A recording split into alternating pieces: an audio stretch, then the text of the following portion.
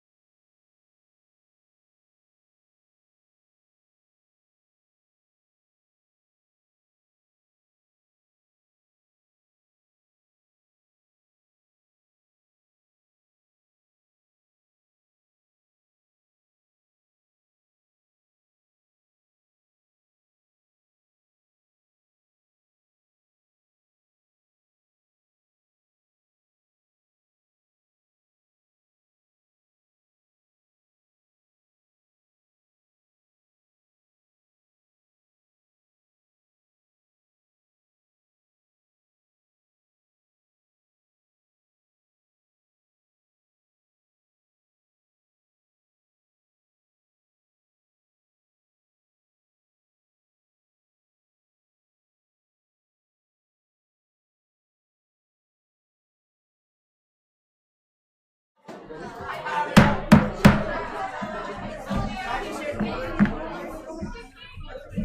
evening, good evening. Welcome.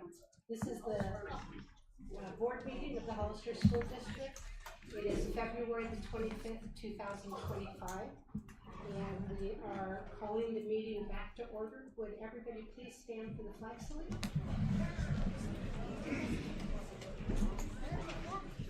Ready, salute.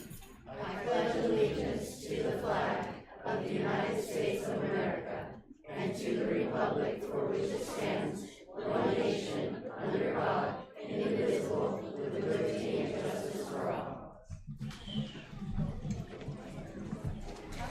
And now we have our community and staff recognition section. I'm going to turn it over to our interim superintendent, Kip Ward. Okay, good evening, everybody. This is very exciting. It's a full house. Before we get started, I did want to recognize the fact that it is Public Schools Week across the United States. And so this is an absolutely perfect display of public school. And I wanted to acknowledge all of the staff, certificated and classified, and administrators that work in our public schools here in the Hollister School District. And a thank you to the families. And I see a lot of happy family faces out there tonight. And we're looking forward to, this is a first ever, having the band come to the board meeting and play a couple songs for us. It's the first time it's ever been done. And I wanted to acknowledge band director, Mr. Adam Martinez, for the Rancho Mays Band.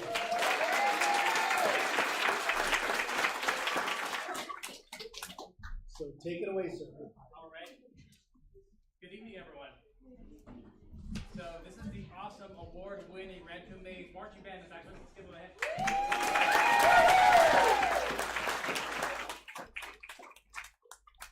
Led by our amazing drum major, Caleb Snyder.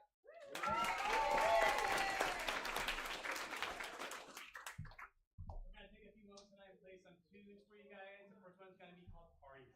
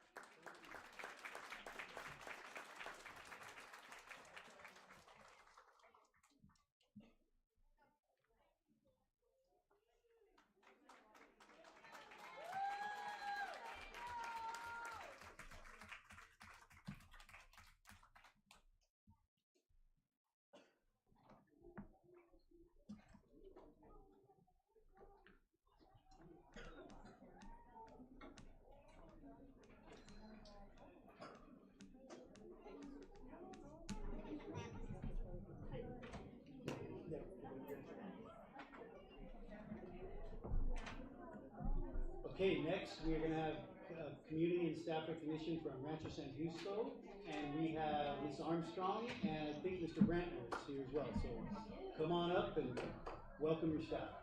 Thank you, everybody. And again, to the Rancho Maze family.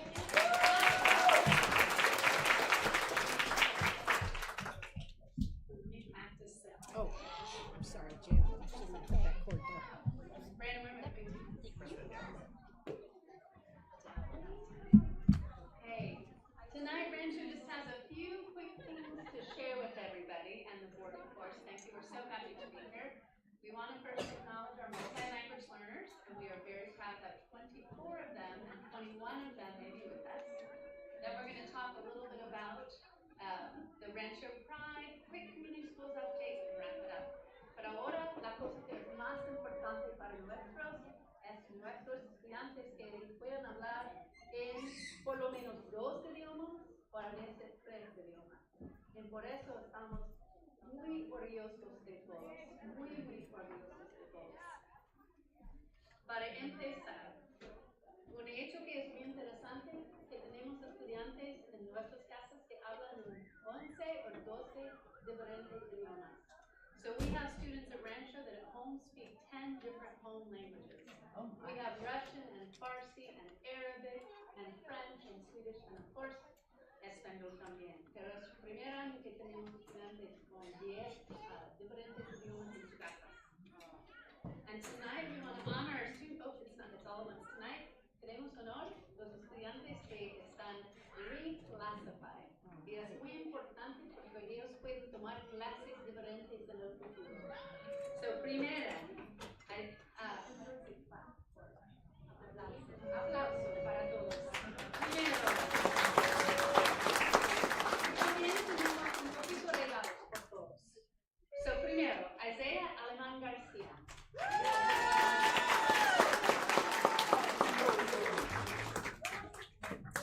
Jasmine Ambris.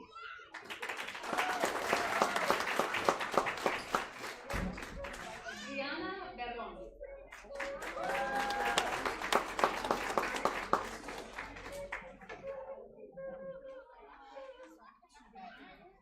Michael Virginia Perez.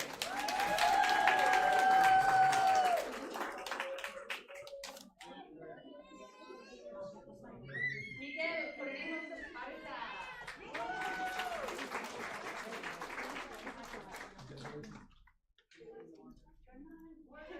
Oh no, I lost him ahora. Let's get them. Yeah, do you want to help us? Yeah, we'll make sure that you're. Brianna, Michael. Michael. Can we have them all stand? Yes, please stay up front again. We're going to take a picture.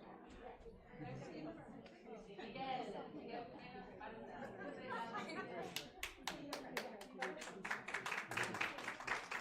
Andrea de la Rosa Domínguez.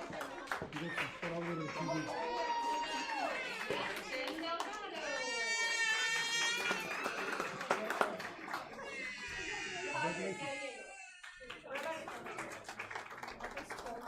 David Garzón.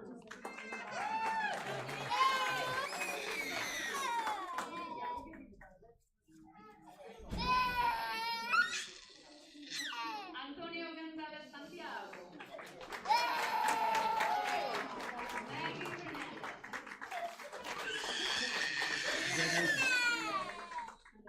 You can go stand up there.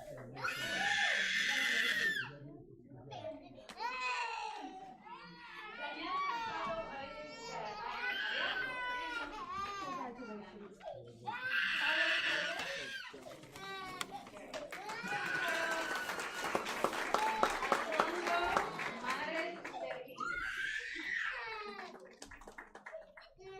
Emily Martinez Hernández. Agustín Morales.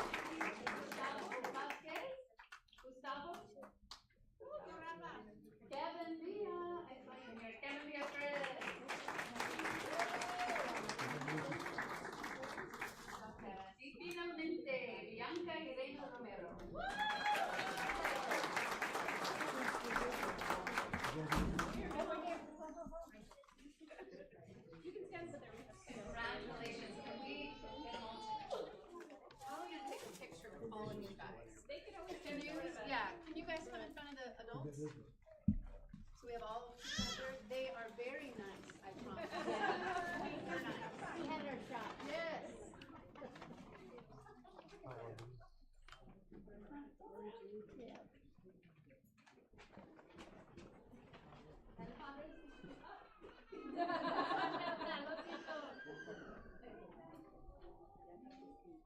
Big smiles, you guys. Look at your parents first. And then a su directora. Gracias. Aplausos. You guys, glad we have you here. Obviously, I'm a Spanish language learner, and I'll never be as great as you guys are speaking English. It is such an honor to be your principal. And all the staff that's here, thank you, Rancho staff, that worked so hard for you. I could not be more proud. All right, and we'll see you guys tomorrow, 8:20 sharp. If you didn't get your certificate, follow us to the back and we'll give it to you. Thanks, you guys.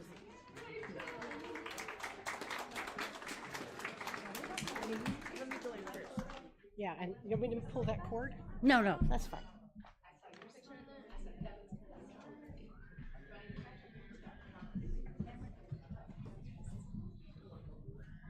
Thank you all, you guys.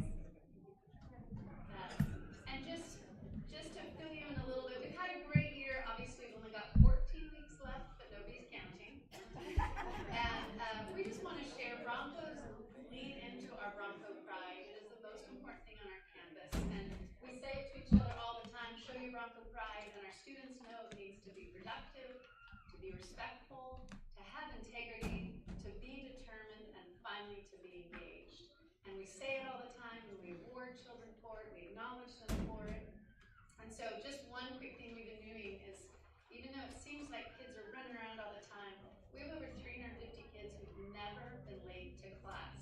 And so we honor them every grading period, so they got cookies this time, and our amazing food services home makes some cookies for them. So we're really, really lucky to have students that make the class on time, and that shows their Bronco pride. And then I thought I'd give you a quick community school snapshot. Rancho is the recipient, one of 5 schools in the community to get a grant that helps us do some really amazing things for our community and our students and our families. And so we were able, with the cooperation between the district and our grant and everything else, to open our first career exploration class. So some of your students now, because they're reclassified as 7th and 8th graders next year, they'll be able to take culinary arts, which is cooking, and also principles of engineering. Y yo siento que no puedo decir todo esto en español. Mi español solo es así. Pero ¿por qué tenemos dinero de una grant y no sé cómo esto? Podemos empezar una clase para career. Es cocinar y también engineering. Y nuestros estudiantes en el año próximo pueden tomar esta clase porque ellos no tienen que tomar una clase de ELD. ¡Woohoo! Por eso ellos están, como se dice, no es libre, para able tomar otras clases en el futuro.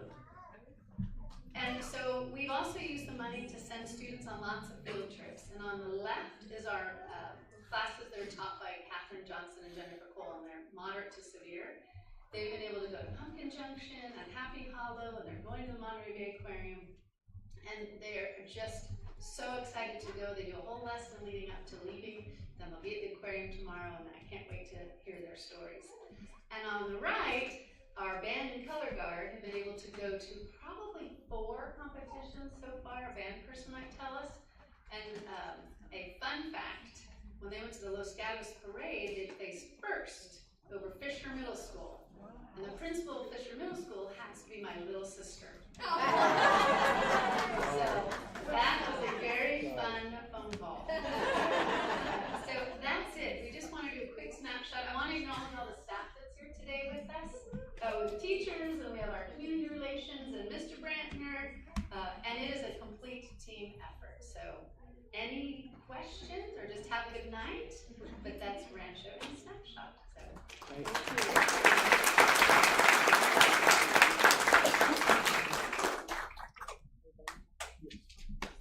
All right, thank you so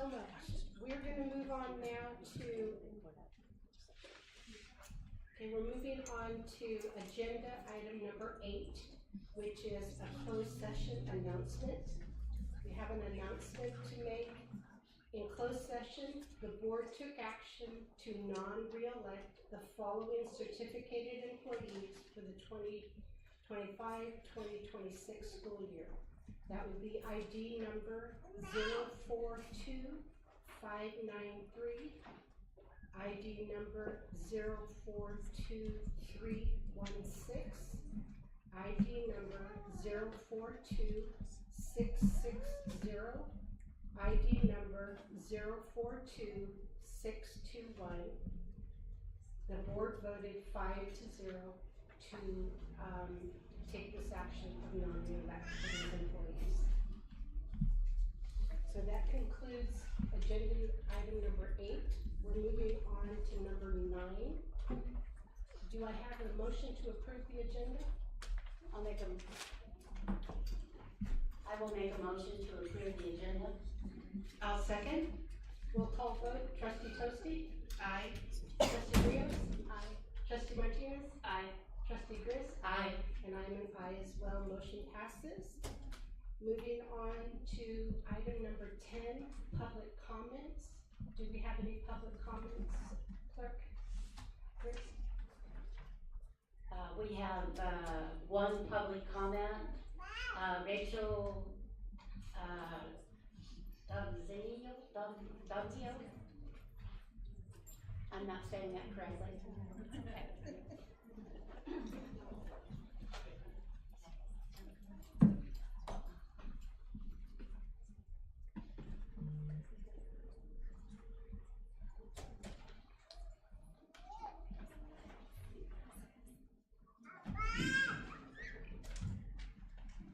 I'm actually going to read a letter or an email that I plan to send to the board after the board meeting, but I thought I'd read it out loud as a comment.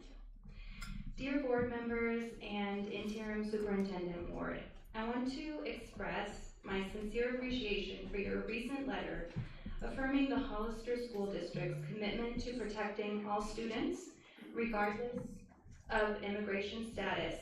This is a significant step in maintaining the trust of the children and families we serve, and I commend you for taking this stand. However, in addition to this commitment, it is crucial that we provide both staff and families with training on how to respond in the event of immigration-related actions in our community or at a school site. For example, the Aroma San Juan School District, and I actually live in San Juan, so that's how I know this, is holding a town hall today. Actually, it started at 6 p.m. It's in person, where an immigration lawyer, as well as a member of the Mexican consulate, so will be there as well, and the sheriff will provide guidance to the community and to staff. We should arrange a similar gathering for our own Hollister community. It's important to consult with our legal counsel as well and establish clear procedures for teachers and administration in the event of immigration action. This would be an excellent initiative to announce as soon as possible, ensuring that our families and staff have access to the information and support they need. Thank you for your leadership on this important issue, and I hope we can continue working together to foster a safe and supportive environment for all students. Thank you.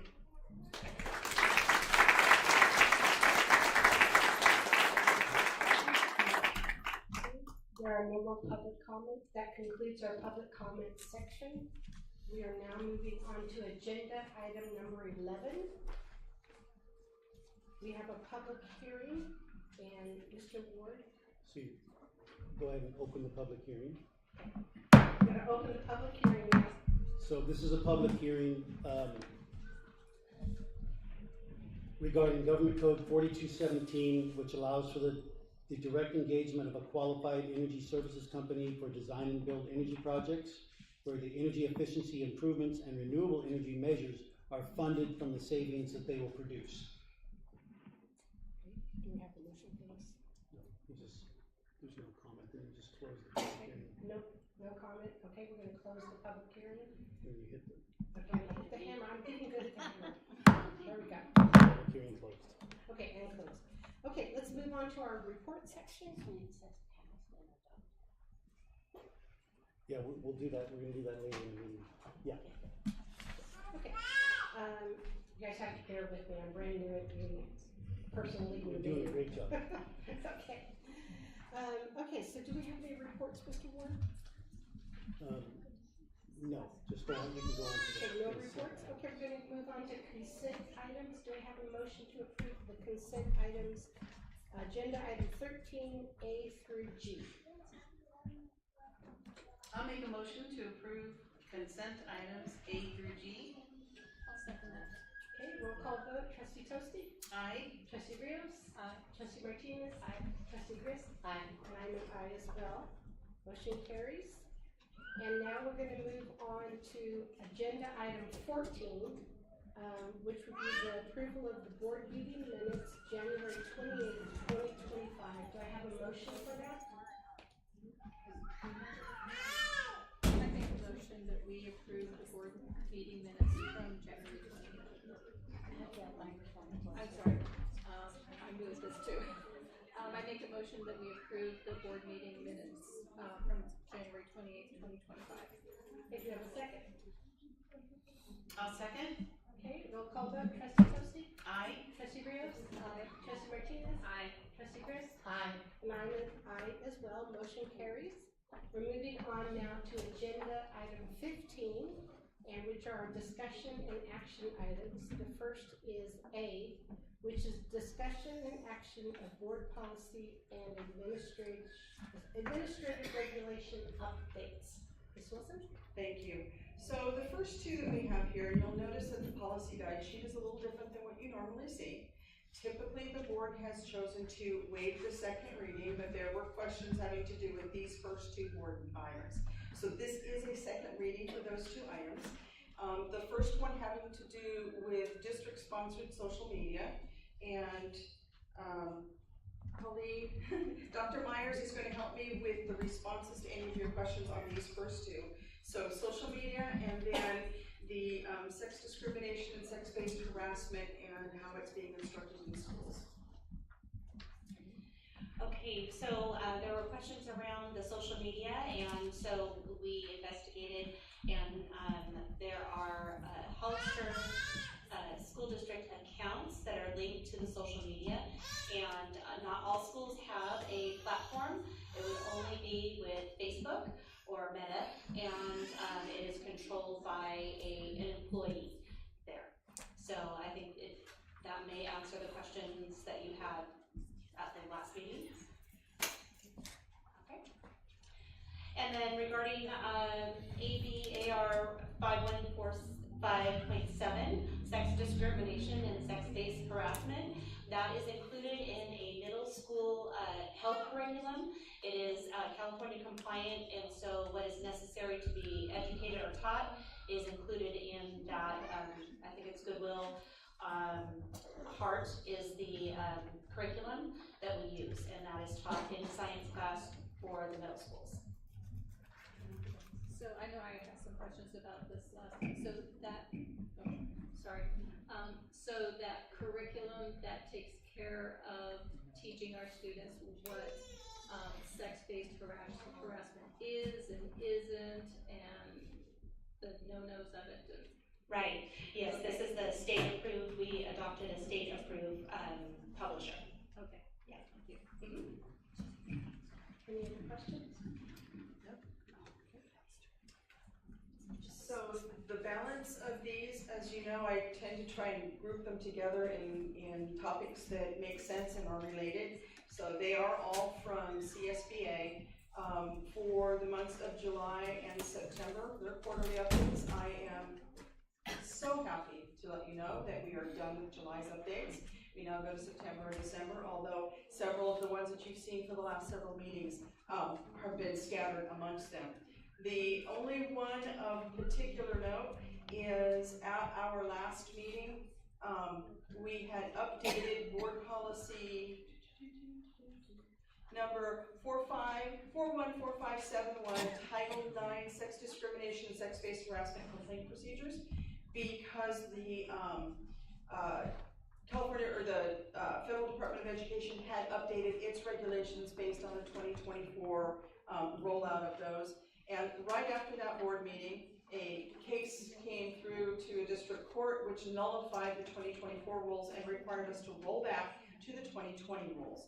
And so you will see that we have struck out, and I didn't even worry about what are the differences at this point. I struck out the one that we just did, and I reinstated the older 2020 regulations. Our legal counsel was good enough to be able to pull those for us. So that is the only other one of note that is sort of out of state, and we are actually responding to that court case. And that was their advice as well.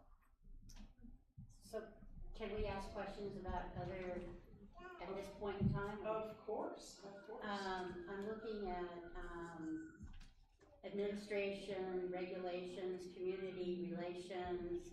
It is 1312.4. It's the Williams Uniform Complaint Procedures. And it's in regards to the starting July 1st, 2026, and it's about bathrooms. Yes. I'm confused. Okay, so what that regulation says is that if we have any single-use restrooms, let me rephrase that. If we have any single gender-based restrooms, we also must have a multi-gender restroom. In other words, we're all familiar with the girls' restroom and the boys' restroom. We also have to have a non-specific restroom. Okay. And each one of the school sites has at least one. I can tell you, because I was actually out there, that at 3 of our sites, we just put in cubes and they all have restrooms on the end and they are all non-gender. Okay. So every school site, we are compliant with that at all of our school sites? That is my understanding. I do not know of one that does not have a non-gender restroom. Okay, okay. That's it for me. Thank you for answering my question. Can you use the mic, Trustee Reed? Thank you for You have answering. to bring it right You to have an inside voice. I've never really had to use a big teacher voice. So I thank you for your input on to my questions about board policy 5146, the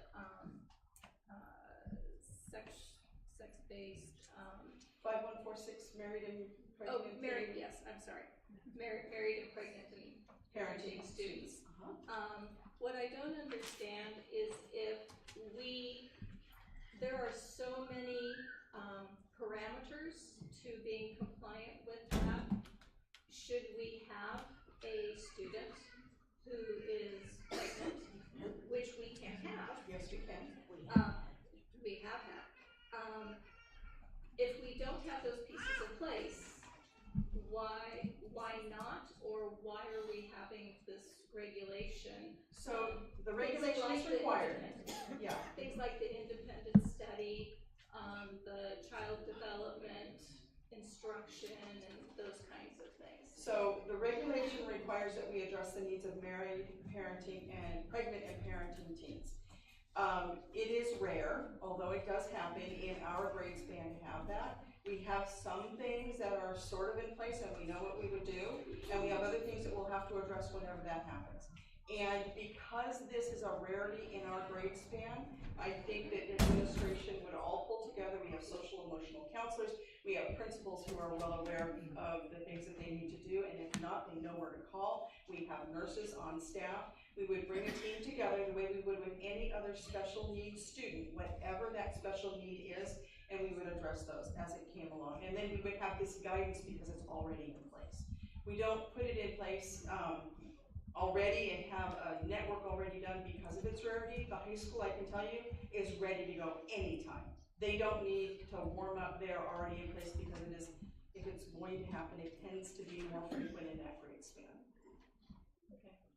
I guess I just think that one of the things that would take a long time to put into place would be the independent study. No, not at all. Not at all. When we have students that need independent study that are not already in a classroom, they don't have a teacher that will step up. We have substitutes and we have retirees that we reach out to and call. We have done that the last 3 years that I'm aware of. We already have a budget for that as well. We have some students that we don't call it independent study because home and hospital can't be directly independent study. but we have teachers that will go out to those students that are in home and hospital care by a doctor's note and meet with them on a regular basis and actually travel to wherever they are. So that is probably one of the lesser things that I'm worried about, because the district has responded to some of those special needs within my tenure here. Okay, that would be able to be on more of a long-term basis. Not Yes, because this comes into a special case. One of your questions was the board policy on independent study. This appears to all be long-term independent study, and I replied to you, the district doesn't offer long-term independent study, we only offer short-term independent study. And primarily because the age of the students that we're dealing with, independent study is not necessarily the best placement for them at their age and their ability to work independently on independent study. However, with these rules, we would have to give some sort of a long-term independent study consideration for this type of a student. Now, when I say we have to give consideration, it does not mean that a married, parenting, or pregnant teen would need it or want it. It really is an individual, what are they, and we need to be able to respond, and that's what that board policy is really saying. Okay, thank you. Any more questions? Any more discussion? Okay, are we ready to make a motion to approve agenda item 15A, the updates to the board policies and administrative regulations? I make a motion that we approve the presented board policies and administrative regulations. I'll second. Okay, roll call vote. Trustee Tosti? Aye. Trustee Rios? Aye. Trustee Martinez? Aye. Trustee Grist? Aye. And I'm an aye as well. Motion carries. We're moving on now to. Could I jump in just real quick? Is that okay? Yeah. We have, Ms. Armstrong has one more award that she wants to give out. If she could step back up just for briefly and we'll step down to shake the student's hand. Thank you all so much. Ladies and gentlemen, all the early chaos, we may have accidentally forgotten one of our most special Broncos, Valentina. Come on up.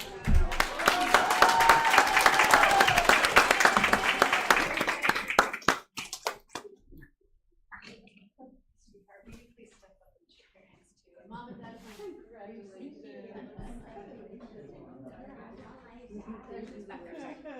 Hello there. Good work. Congratulations. Congratulations. Not to make you too uncomfortable. Right in the middle, lady, right in the middle. You are so welcome. Hey, Valentina, hold your certificate up, please. We get a very special photo. Yeah, and we're part of that. You are so welcome. Thank you. Thank you, Valentina. Congratulations. Well Good done. job.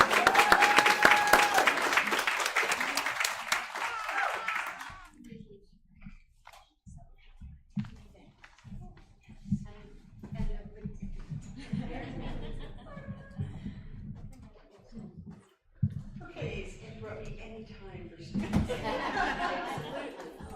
Okay, let's move on to agenda item 15B, which is discussion and action on review and approval of the monthly financial report. Thank you. So we've seen these before. At this point, we have got the monthly financial statement through January. January is also the end of the second interim. Now, having said that, and I know I've said this to you before, this is what was in the books as of January 31st, and we are doing some light sync-ups, light adjustments, and going forward into second interim. Some of the things that are not in here, just so that we know, and they won't be in second interim, and I will remind you of that as well, is we have a particular action item a little bit later on in the agenda. And I don't ever get in front of the board if I can help it, so that will not be reflected. It is not reflected in this, and it will not be reflected in second interim. It will be reflected when we do our estimated actuals, just so that we make sure we don't get out ahead of things. But having said that, and I will talk more about the budget for that at the later item, we are actually looking pretty good for where we're supposed to be. It is not on the screen, again, because it's just too small to be readable, but you all have your copies there. Our salaries for the first half of the year, which really is half of the year at this point, even though we're into end of January, is at 50%. that's actually doing pretty good. If we have a remaining budget of more than 50%, I'm going to just hit a couple of highlights. We budget for extra duty sometimes. We budget for stipends that haven't been paid and won't be paid until the end of the year. So there are smaller items, but all of our regular position controlled staff are at about 50%, and we're pretty happy with that. That is where we should be. Books and supplies are at 30% left in the budget, and again, whenever we can use categorical or one-time money, we will use that first and save the unrestricted funds. Contract services are at about 50%, and again, for 50% through the school year, we are happy with where that is. Other outgoing, those are payments to other entities like the county office and some leases and stuff like that. So they're mostly paid for. Indirect is not spent because for the most part, we gather up the indirect charges, those overhead charges that we can charge to categorical programs at the end of the year. We typically don't do it during the year. It is a lot of work to keep up on and redo it, and then if we decide we needed to move something, we have to redo that calculation. So we wait until the end of the year and calculate it on total expenditures. So for the most part, I'd say that our unrestricted general fund is where we would want it to be. Our interfund transfers out and our contributions to restricted programs were done by first interim so that we would have a good idea of where we were and to fund those programs going forward. Yes, ma'am. You're my teacher. Yes, ma'am. Okay, when I was looking at this and I'm thinking, okay, what did Beth teach me? And when I was looking at the year-to-date totals and thinking it's half the year, so if we are in the 47, 48% of expenditures, then we're right on the money. Is that correct? So that's how when I look at this is what I should be looking at. That is what you should be looking at so that you know. So I'm thinking that we did a really good job. So far, so good. Now, one of the things, and I think I've mentioned this to you before, is we require purchase orders on 95% of the things that we do, and this report does not reflect purchase orders. Purchase order being, I'm planning on spending some of my funds on this. It reflects what we've actually written checks for. So if those were folded in, our percentages of used budget would be higher because we will have already planned on spending. In other words, we have purchase orders for utilities. We make an estimate so that we can just make a really quick payment against a purchase order. That's not reflected in here, but this is what we've actually written checks for, which is also very, very important so that you know the cash that's going out versus the cash that's coming in. You can see that at this point, we still have half of our revenue limit or local control funding formula money to come in, and probably more than half of our, just a little bit more than half of our other state revenues to come in. And that other state revenue is primarily lottery. So they don't pay us on nice, even monthly amounts. They pay us when they feel like it in their schedules. And Right, now I have a really nasty question. I doubt it. No, this one's not good, and I don't know how we're gonna answer this. If they dissolve the Department of Education and our federal funding, how are we gonna make our budget? That is an excellent question, and we are preparing a response for you for our upcoming budget study session, which we generally have in March, and that will be a time that we will spend time speaking to that. Generally speaking right now, today's news is not tomorrow's news and it's not yesterday's news. Right. We have seen a lot of things happen and then unhappen in the last month. I'd say from January 20th through February 20th, there's been a lot of things that have happened and unhappened. So we'll talk about it in March 20th or so.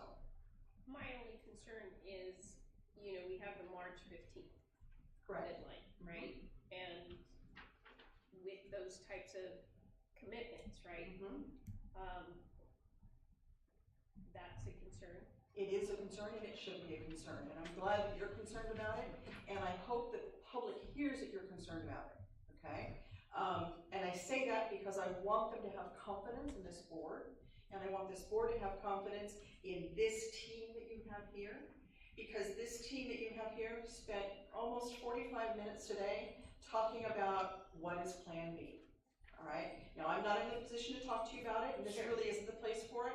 I promise you, we have dug deep into say, to kind of consider what is Plan B and what will that look like, and that will be a part of that presentation that we'll bring to you in about a month. So, great question, your head is in the right place. I'm just concerned for the kids. Absolutely, and so are we. That's the bottom line, is what happens to our children. So we just got through talking about the unrestricted general fund. What you were talking about are impacts to the restricted budgets, and I'm just gonna hit them very quickly. What I will tell you is, the money that's in the budget this year, we will get this money, because this is in the current year federal budget. We're Alright. talking 25-26. You are talking Yes. 25-26. The federal budget goes from October 1st to September 30th. Right. So we're gonna be all right. We have, we're living within our means for our federal funding for this year and for the first 3 months of next year, which we will be going into cautiously. And so with that being said, we're in February. The federal year begins in October. I will just call you back to how long it took the federal budget to get passed in the current year, which was December. So in 10 months, we might know what's going on. But before that, we will have a plan in place so that we can respond if necessary. Our categorical funds have a lot of carryover balances, and these are varied carryover balances. They are not all federal. As a matter of fact, the bulk of them are state one-time monies, which we are very strategically looking at and spending. Our goal is to not send any dollars back of any of that money. We have one grant that's going to expire in 2026 and another one that's going to go to 2028. And of course, the state is also promising us new money for next year, which we'll wait and see in June or May and June what that's actually going to look like. So for this year, $9 million worth of deficit spending on the unrestricted side is spending some of that one-time money. Right. And again, as you look at these budgets are spending authority for various departments and sites. Not everybody will spend all their money.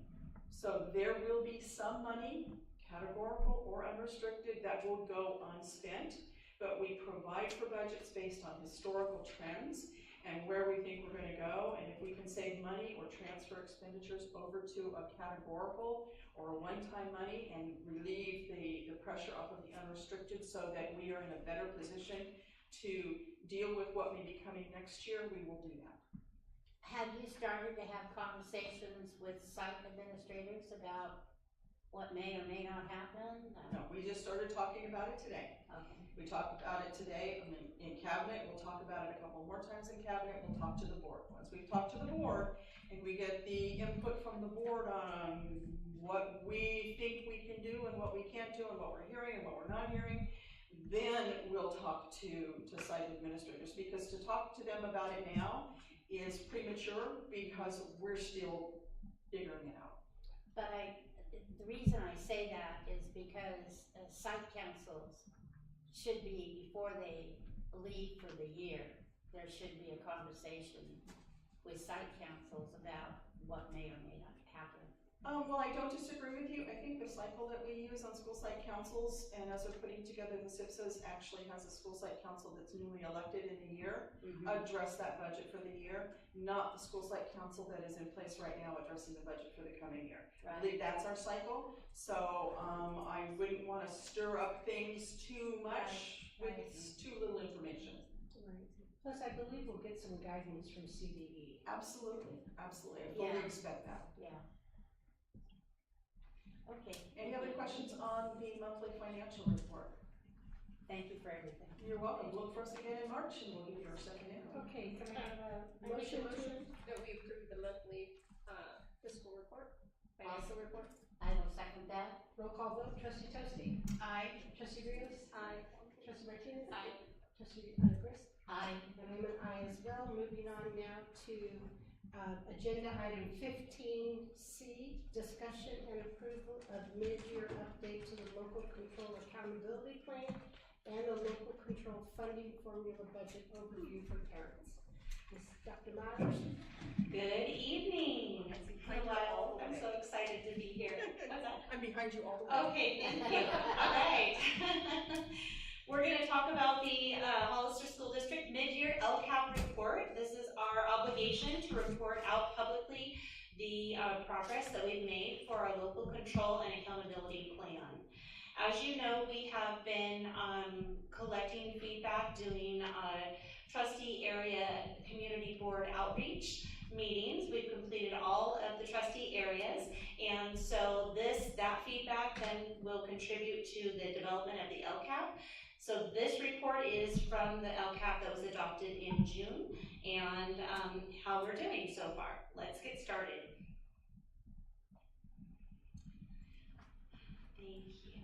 All right, so our goal, again, is to create an environment that inspires and empowers students to become critical thinkers and lifelong learners in a safe and respectful and diverse climate. Oops, down button.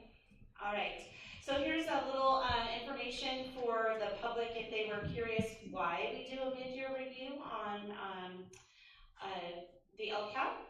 We are required to, and that's why. This is a bunch of words that says that. And we go into a budget review for parents. So this is where we are for to date. We have the total LCFF funding, local control funding formula, funds as adopted in the board, in the BOP they call it. It's the budget overview for parents in the LCAP was $69 million. Our mid-year update is $70 million. So we are a little bit over on that. The LCFF supplemental concentration grants is $10 million. That's our LCAP. $10 million, and mid-year update is about at $11 million. There are 3 goals in the LCAP. The first one is student achievement. All students will demonstrate growth towards meeting or exceeding the Common Core content standards, social, emotional, and behavioral competencies. Within that goal, we have several metrics in which we report to the state, and then we connect an action to those metrics to say this is how we're addressing this data set. So while I could not present to you all of them, there is a link on this presentation that you could go to our data tracker. I also have uploaded the document tracking system report for you that will be submitted to CDE. So if you're curious what that looks like, it does detail, and for the public, it does detail all of our actions and our expenditures and the report on our data currently. So while this is just I picked the biggest nuggets to share tonight. So we have our, the metric is being the local star reading percentage. We have our baseline, which was collected last year in the spring. We have their desired outcome by the end of the LCAP, and so that's in 26-27, and then we have our current standing right here. So what I kind of did for our report to make it easy is if we increased from our baseline, I put it in green. And if we didn't increase, then I left it as white. So as you can see, 3 out of 4 here have improved, and that's really exciting. So we have star reading, we have star math, and our CDM. Those are our local assessments that we give. And then we have our LPAC, which is an annual assessment, and that actually declined from the previous year. Any questions on this? Yeah? I have a quick question. On the LPAC, the LPAC, what is the amount of improvement a student needs to show in order to be designated as making progress? So they have to move from, there's 4 levels in the LPAC, and they have to move up into at least 1 level or outside of their baseline. They have to increase. So oftentimes we get a lot of kids or students that are stuck at level 3, and it's really hard for them to get to level 4.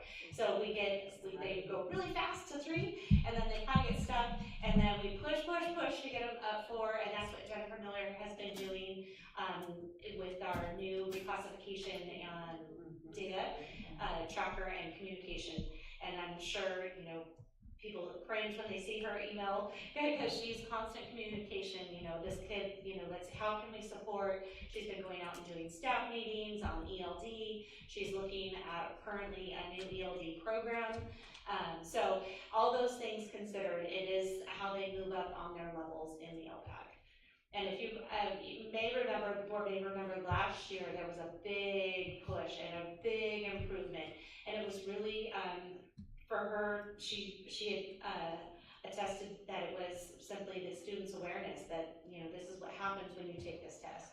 So when they had ownership in it, then they really did well. So she's continuing that work. So this is different than progress that's noted on the dashboard with the CASP test? No, same. I thought, so I thought the students we looked at so that's progress from red to orange, Okay. not within red or not within orange. So I think you're speaking to the subgroups within ELA and math, as far as English learners. This is just the LPAC, which is the English Language Proficiency test, and so it's testing their proficiency. It's measured differently. It's in a different range. It's not the green, or it's not on the matrix that you're used to. Yes. Yeah, so this is just in that sector, not within English, ELA, math, or science. Any questions any more questions on this? Okay, so then we take those metrics and we connect in action to them. And some actions have multiple metrics, some metrics have multiple actions. Your question? A comment. Okay. And I think you know where I'm going on this. She hasn't even presented the page yet. This is our efficient open. All right, eager. Got it. Okay, so we have, again, I didn't list all the actions because this one in particular has 11, and so we couldn't squish it on there. But if you wanted to click on the link there, or if you wanted to go to the attached document, then you can see what we have budgeted for this action, what we have spent for the actions so far, and then the implementation note. Is this ongoing implementation? Have we not started this? Have we, fully implemented this? There's like 5 ratings. This is a little bit different than last year on the rating there, but then I put little notes to help understand what those actions are. Yes, Trustee Grist. Okay. And mine's about the inclusive classrooms. Okay. Okay, I'm gonna start with, we have children in the mild to moderate that cannot read in the 5th grade. And they were in the mild to moderate. And the idea of putting children with the similar type of disabilities in TK and K in a regular ed classroom, because a lot of their problems in TK and K have to do with their disabilities, which is because of their disabilities, they have behavior issues, even though they have ABA training, someone there. They're just going to disrupt the other general ed students. I really believe wholeheartedly that for this idea for the younger grades must be really parent-based.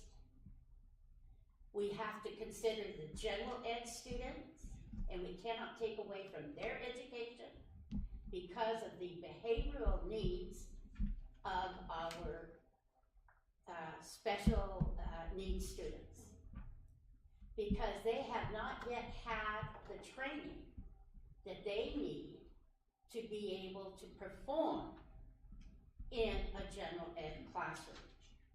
That will come because they need the training. And I think I started in whole language as a language arts teacher. I don't know if anybody's familiar with whole language. What a disaster. Do do I need to say anything else? Mikey says But it's- everybody just, throw out everything and let's just, through osmosis, teach kids how to read. Well, that was a disaster. To me, this is the same thing. It's just a new way of let's just swing that pedestal again. And I want us, to me, it's throwing the baby out with the bathwater. I think it's important to understand that there's many levels of inclusion, and that is one of them. Well, what I'm asking, and I have very strong feelings, and I want our district to talk to the parents. I'm doing this publicly because I want every parent to be aware of it. I want our district to talk to the parents before their children are placed, because I believe thoroughly, if parents are buying it, I don't have a problem with that. That's because I believe in what parents want. But have the parents make these decisions. And also have the teachers make these decisions. But we need input. We just can't make it a blanket policy. Dr. Myers, I'm going to have Dr. Gutierrez step in right now and just make a couple comments. Thank you. Thank you so much. I appreciate the comments. I wanted to do a clarification. When we think about our students, and we always consider our students, all of our students with disabilities are general education students first. And currently, let's take a school that has, an elementary school, we have students that have IEPs for speech and language, we have students that have IEPs for specific learning disability. They're students that are in the general education setting. That is status quo. That is not inclusion. That is how we provide services to all students who have special needs. When we're looking at inclusion, and we've been having these conversations, we've been connecting with multiple parents at multiple sites, but when we're talking about inclusion, we're talking about completely removing, and we're not saying that we're doing this, but I'll just give an example. If we're going to full inclusion, what we're saying is we're not going to have Montessori classrooms. We're not going to have moderate classrooms. And I don't believe at any point we've made that determination. I think what we'd like to do is definitely listen to parents and definitely provide and gather input so that we can provide our teachers, our staff, and support them so that we can include students in the general education setting. We do know that students who are included with their peers do better. Their outcomes are stronger. Having students in a separate classroom is based not necessarily by me, it's based on the IEP team. And that's why we offer the programs. But I would like to share that as part of as the director of special education, it's my duty to make sure that we are providing inclusive practices. And I do hear what you're saying in that we need to include the parents in our determinations. We're definitely doing that. We want to gather more input. And but we also have to listen to our general ed parents too. We'll listen to all parents, and I will say though that we will work to support all students, because a student with even the most profound disability has the right to be in a general education classroom. That legally, and my view personally, as a director of special education, and my belief in special education is that we would strive to ensure that all students have at some point the ability to benefit from a quality education. I'm not saying that they're not receiving quality education, but even if it's 10 minutes of quality support in a gen ed classroom with support, but that requires a system change, and I think we're working on it. I'm glad to have conversations with teachers. I'm glad to have conversations with board members about concerns, but I do want to share that my belief in students is about just providing program supports that meets their needs so we can move them forward. Just like all general education students, we want them to move forward. I want students with disabilities to move forward. Well, but we have right now kids in 5th grade who cannot read, and parents are spending over $100 a week in private tutoring for reading after school. That's the problem. And so what we have now is not working, and to put them, and this is when they were having, they'll have 7. Well, I do thank you for the comments. I just wanted to share that I'm listening, and that we all listen to the information. Well, I'm making it public so all parents realize this is what the district is pushing towards. And I think that parents need to know that I have, you know, in upper grades, I don't have a problem with this because they have learned how to behave in a classroom. But when they're little, they don't know. And as sweet as my grandson is, he ripped my glasses off, he threw things off, he did not know how to behave. And that wasn't his fault. That was just his sensory issues and things that he just had no control over. And I'm so happy to hear that our upper grades behave so nicely. Thank you, Dr. Gutierrez. Yeah, thank you for the clarification. Thank you. So we have the budgeted, the estimated actuals for first interim reported here. And any other questions on that one? Cheryl? Yes, I want to piggyback on what Trustee Grist was saying. closer to the mic. I want to piggyback on what Trustee Grist was saying, because it does seem as though we already have students on IEPs whose parents don't have any say in the program, and those are with the co-teaching in the middle schools. And I want to remind the board and the district that only a few short years ago, that same priority led this district to nearly financial bankruptcy. And we had many court cases over that because parents didn't have the right to choose what their students, the kind of program that their students were going to be participating in. And I also, having been a special educator for 36 years, I do know, I've been a very strong supporter of inclusion in the right amount, in the right place, for the right student, and the right teachers. Not all general education teachers are equipped to also be semi-special education teachers. They've got a whole different skill set, and they have a whole different mindset. I have experienced the more profound students who actually make the better candidates for a full inclusion program. We worked with a student here in this district who was fully included from second grade all the way up through, I believe he made it into high school. And he could not move, he could not talk, he was on respirator and G-tubes and the whole 9 yards, and yet he had not learned any academics in his special day class to a certain extent, and the parents made the decision that it was more important for him to be socially integrated with his same age peers. And that, for him, was very successful. He did not have the behavior problems that disrupted the classroom. He did not have anything that was distracting and so forth. So those students actually can be the best candidates if the parents are of that mindset. A lot of parents have said, my child has special needs, he deserves a special education in a special environment with specially trained people. So I think that we need to be mindful that it doesn't work for everybody. And what I have seen at the middle school with the co-teaching is, unfortunately, you will have one gen ed English class who might have maybe 8 or 9 or 10 IEP students in there.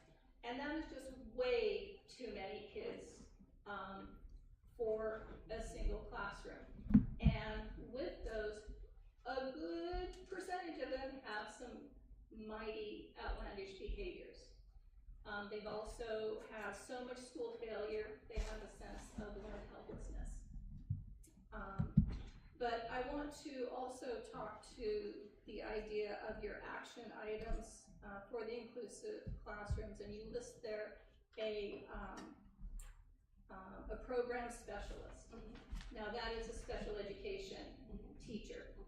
What I would really like to see is also for there to be a designated general education teacher that is out of the classroom where the two of them can partner, because historically in this district, all of the special education to general education momentum has come from special ed.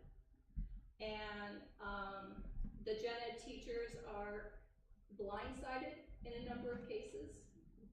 They're ill-equipped to really fully understand, and I think that we need to have a higher tier of collaboration of the two teachers who can really talk amongst the two of them, look at classroom situations, know the teachers, special ed and general ed, and look at the dynamics of the students in that classroom, and make a recommendation ongoing, even through coaching, ongoing, so that that general education teacher is successful with the special education students that are in their classroom, and that the students are not just visitors or somebody that they have to deal with, or if it's a co-teaching situation, I'm gonna let that special education person deal with it, because that has not been working. And at one of our middle schools, we lost a really good general education teacher after a few years of doing the co-teaching. And in my conversations with her, she did not feel supported, and she left. So I think that we need to bring in more gen ed input into anything related to inclusion. Thank you. Okay. And we have also in that inclusive classrooms, part of that professional development, if you'll recall, we did approve the hiring of a gen ed BCBA. So that momentum has been tremendous. So I'm not sure if anybody's here from Sarah Vista.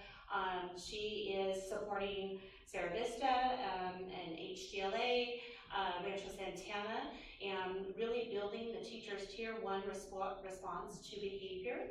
And so in line with what you're suggesting for a certificated teacher, she's doing for the gen ed BCBA. So we're equipping our staff and our students with tools to appropriately behave in the classrooms, and it's really turning around the culture of the schools.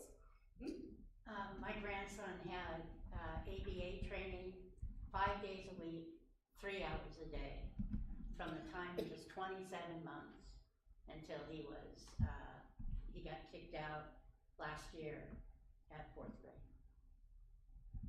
He was 10.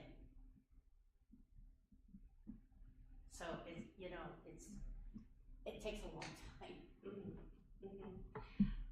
Are we considering also like case managers that also are looking at the students and how they're progressing, or the lack of progression? So that, in many cases, we do this in the high school because a lot of our students are falling through the cracks. And I do see them at that point, if we haven't given them the skill sets in our district when they get there, they're doing so badly. And so as you may remember that we talked about our challenges with special ed reporting the student performances, and how now we have ed services and the special ed department meet weekly, and we're doing improvement cycles on how we're addressing things, and things come up like it's the system, it's us, it's this, it's that.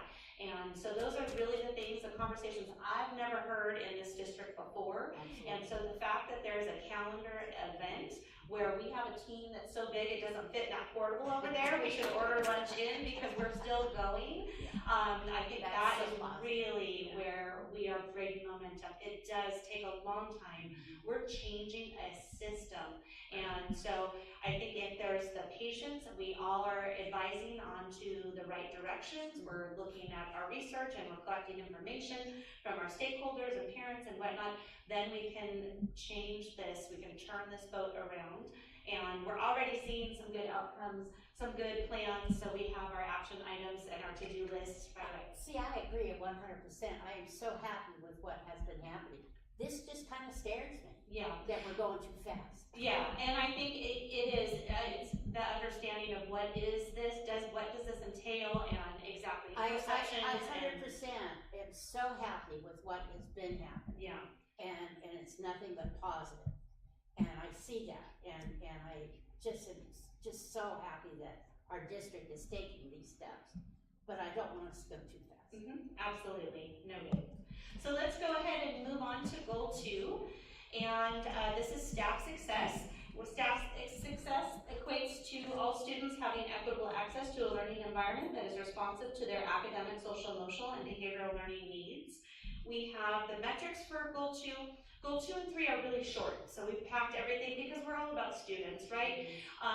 But we do have some focus on our staff, and the metrics are the percent participating in the NEST program. If you remember, that's our very successful program where we bring in those that are interested, our long-term subs, our short-term interns that are supported by veteran teachers, and we have 100% of those those interns, short-term staff participating in the NEST program.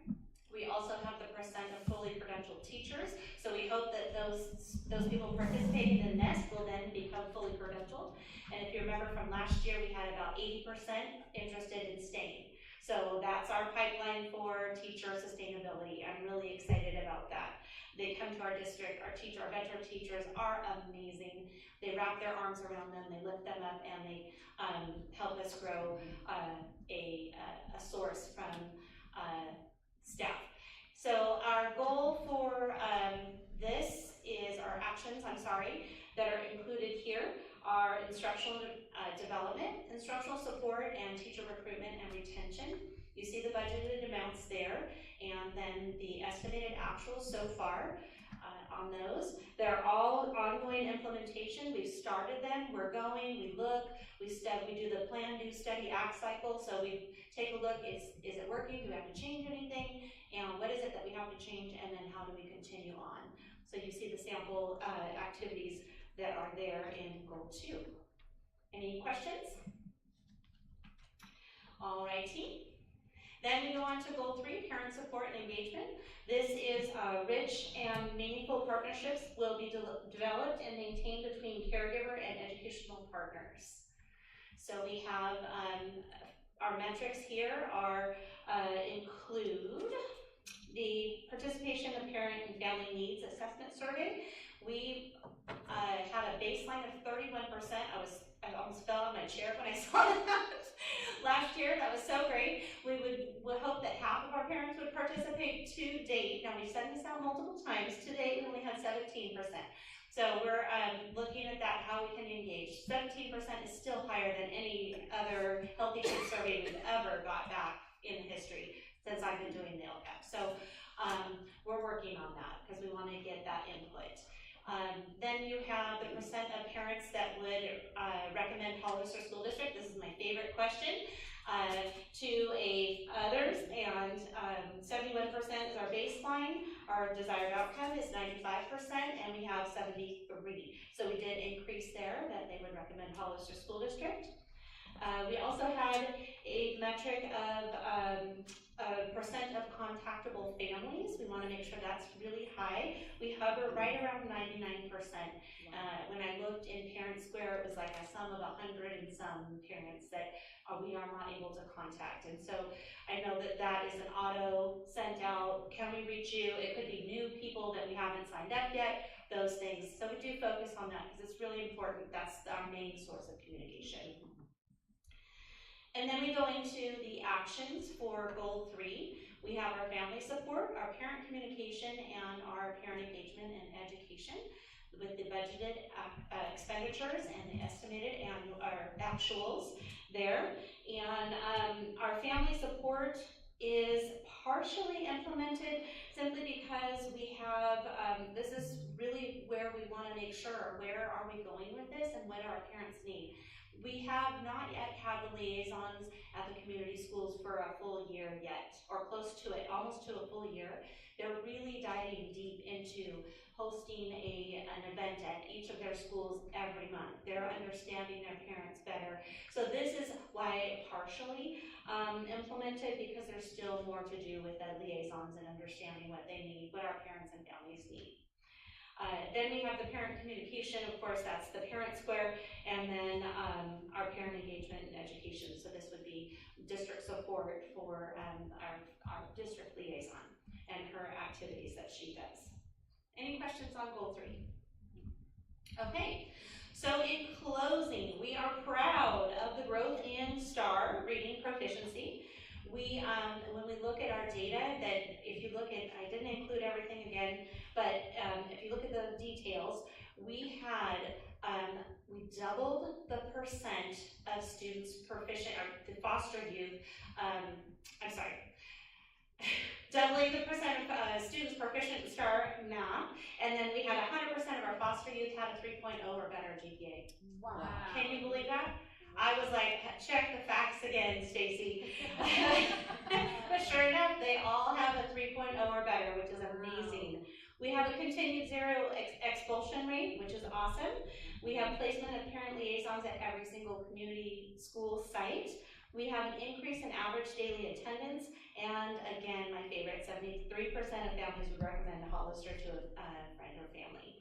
The areas that we're going to continue to look at are improving academic proficiency in ELA and math on the CAST, and that does include all of our student groups from special ed to English learners to socioeconomically disadvantaged. This is the work that we're doing with differentiated assistance and with our admin that we meet with monthly, so we go through that cycle.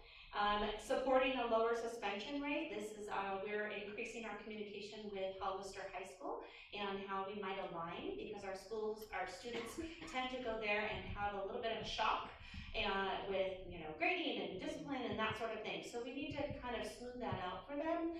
And so we're working on that. That is also another focus group that Mr. Ward and I have been participating in, and are happy to get that going. And then continued district-wide supports for student behavior. This is the BCBA. Once you see the work that she's done, she's going to be doing a report here shortly for you. It gives me chills, the impact where you can go to, for example, Sarah Vista, and you might have, in the past, have an hour meeting, and the site administration would be interrupted with maybe 4, 5, 6 disciplinary issues. And there, the teachers have been empowered. I went for a meeting that happened to go 2 hours. Not one time was there a knock on the door. Was there a student in the office? It was amazing. So Evelyn Soto Leon has been working her little tail off. She's building a phenomenal website that's resources for parents, for teachers, for administrators, what to do when your student behaves this way, or giving that tier 1, really bulking up our tier 1 responses. That in itself reduces the adverse behavior on campus and in classrooms, so then students are more receptive to learning. So it's really exciting, and I want to commend you for dedicating that in last year's LCAP. But we're not done, are we? We will always keep on going. I do want to just call your attention to, I acknowledge and sincerely thank the hard work and dedication of our employees, the support of our parents, and resilience of our students to continue their reach for excellence, because this is their work. Questions? Did we put any money in for rewards?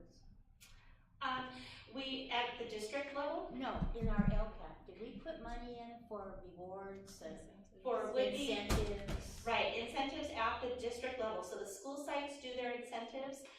They have that. We in the LCAP, that could be student engagement. There is a action for student engagement, but as far as district-wide recognition and whatnot, a lot of stuff we can do without dedicating money to. But we do support the school sites in their recognition as far as assemblies, as far as, you know, Principal Armstrong said Cookie Day for the 300 kids that come, you know. Right, so do they have school site fund money? I mean, does the district provide them with school site funding? Yes, they're given a budget, and their school site council then determines how to spend the budget, and oftentimes it includes the attendance incentives or incentives in general. Okay, and then like for increasing parent engagement, do we have funding for like barbecues or things like that where they can bring, you know, try to get parents in the evening? Yes, they get Title I funds, and I know before I start that whole prior conversation again, that they do get Title I funds. We were able, based on the allocations, that may increase through the year, but they do, the school site council comes up with a plan, and they develop based on what they need. The community schools have the advantage. They have a very nice grant that they can spend on engagement activities such as a barbecue, and I hope they invite me because I like a barbecue. Okay, any more discussion, or should we go ahead? I have a question. And thank you for your clarification to my question about coaches. Sure. And so to that point, and seeing here that it's still an area of academic proficiency, ELA and math. Last month, we heard several public comments from teachers wanting a math coach or math coaches. Since we have seen that the partnership with Chartwell and PATH that is at each school site seems to be working, is there a look towards site level math coaches to do the same thing, to work in conjunction with the math coach that's at the county office, who I know is coming out and doing a lot of different sites with a lot of different teachers and just kind of going crazy with it. But no, I've been in the district long enough, and even though I'm not a math teacher, I remember years ago when we first had the, and Kelly helped me, is it SBCMI? And how successful that was and how much teachers liked it. And so if we could have, my thought, and kind of a questioning thought, if PATH-trained coaches are good for reading at the site, would SBCMI coaches be good at the site? So the key there is they are contracted. So the board is very, Chartwell, so they're not our employees. I know that the board is very sensitive to hiring folks that they're gonna commit to a financial, you know, that they won't have to lay off. And that's the fear with the LCAP. As our unduplicated population declines, so do the funds. So then we have to look at the general fund and see where are we going to sustain this. But we do have funds that we can contract. So that is the availability. If there was staffing available at perhaps, just hypothetically, if there were 2 or 3 coaches at SBCMI that we could contract with, absolutely, that is something that we could, because we're not going to have to lay them off when our UPP plummets, when folks move in and mix up our percentage. So that is the key, is the contracting piece, that, you know, we absolutely, we can, and we've done this in the past. We had Great Minds maybe 3 years ago come in, and that was well received, from my understanding, with math coaching. And so that is the real key, and I know that you guys are very concerned about hiring people and being able to sustain them.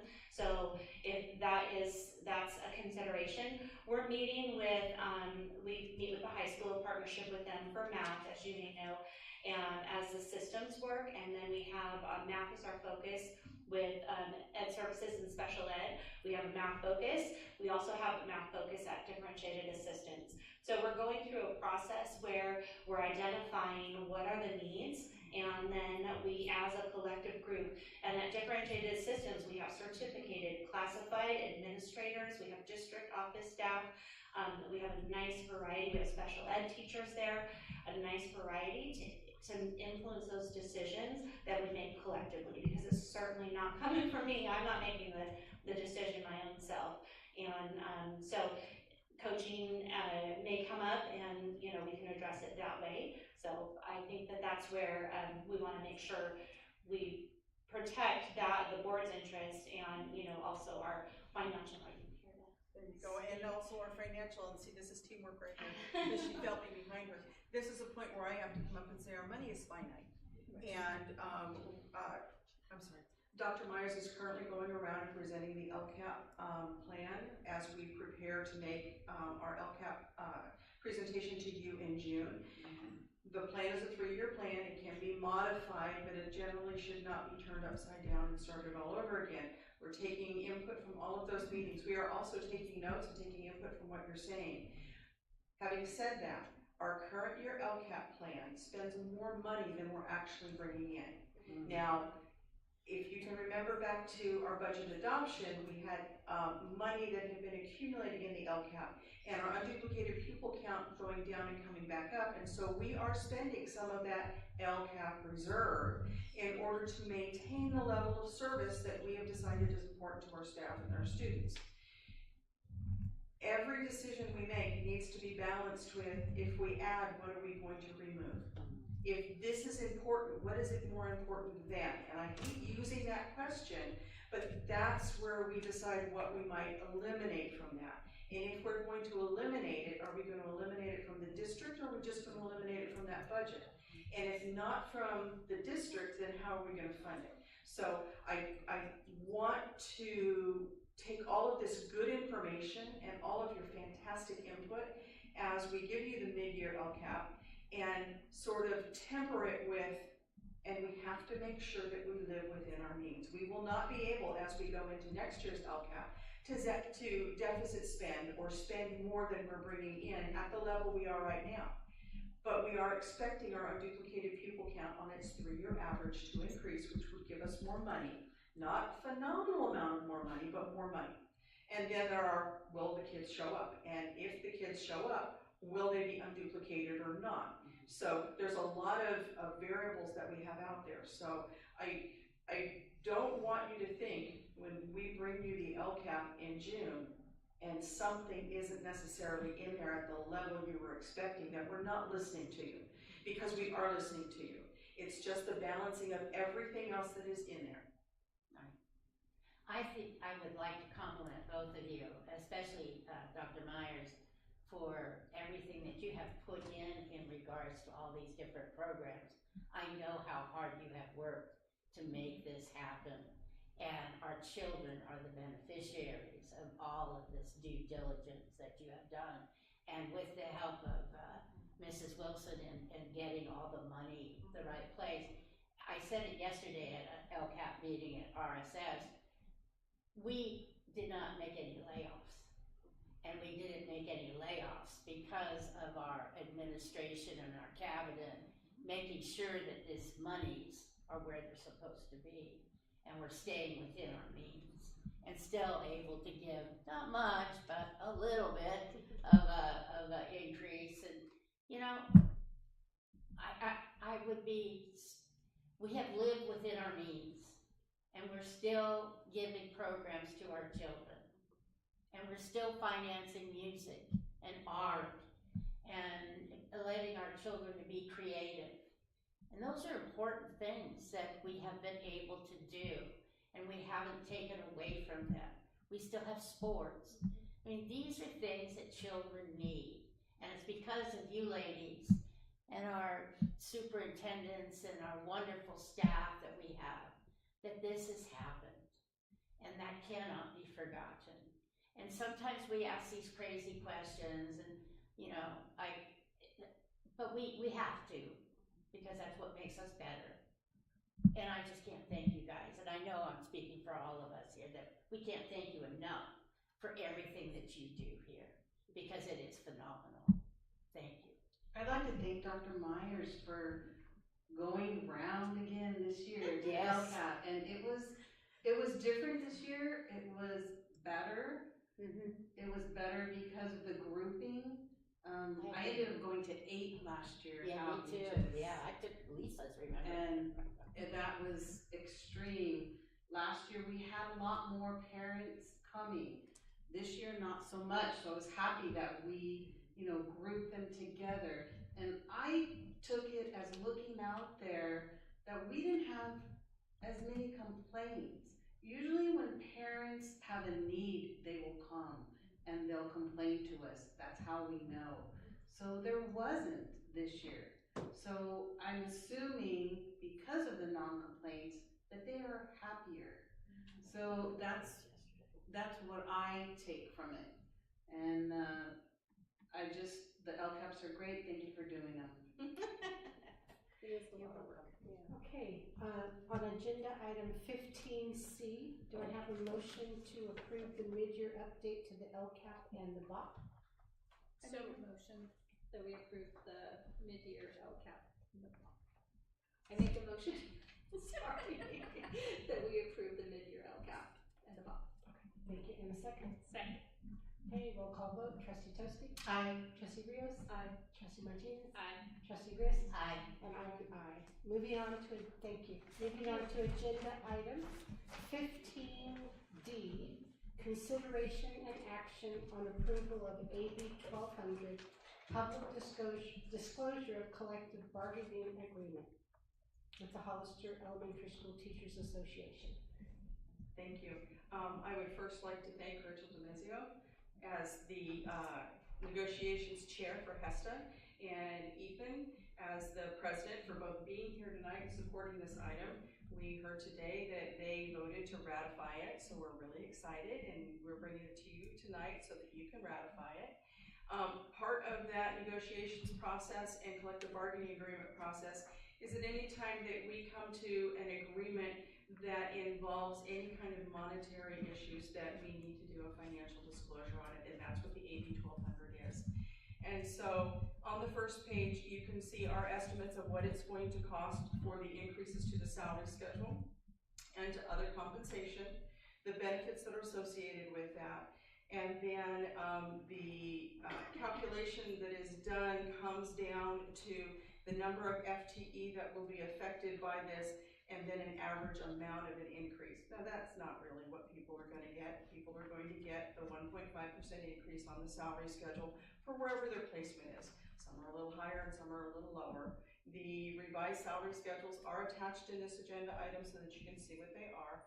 That would be for regular teachers, and then the special salary schedule for psychologists, nurses, and several other specialty items. So they're both there. Also, the other hourly rate when teachers do extra duty, that is included on the regular teacher salary schedule, and so that has been incorporated in here as an increase. So overall, when it comes down to the bottom and says that the increase is 1.48%, please keep in mind that only some of the stipends were adjusted, not all stipends were adjusted. That's going to be part of that. Well, why doesn't it come down to 1.5%? So, lots of little variables in the big math that gets done. The next 2 pages in this disclosure give a brief update as to what changes were made to the agreement and how we're going to fund those changes. And then when you get to the 4th page in here, it is the impact of the agreement on the unrestricted general fund, followed by the restricted general fund, followed by a combined. And so if we just look at the unrestricted general fund, you can see that we start with the first interim budget in column 1. That is the last board-approved budget. Then we go to column 2, the adjustments as a result of this settlement. Those are HESTA adjustments only. Now, based on the board's previous direction, but without bargaining it away from the table, but estimating what an impact might be, we have put in column 3 other revisions that if something similar were to go out to the balance of our staffing, that this is what it would look like. So you get an entire picture. This does not predispose that other bargaining units or unrepresented groups are going to get anything. This is just an estimate for what a budget might possibly maybe look like. So if you're looking in column 2, we have increases to certificated salaries of $348,000.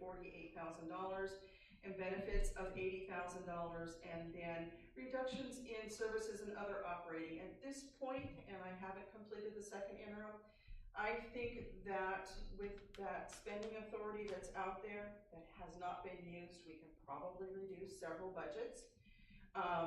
And of course, before I do that, I'll be talking to department managers or and away from the school sites. We're not going to reduce school site allocations, but mostly department managers, and say, well, you know, it's not looking like you're going to, and you know, where are we going to go with this?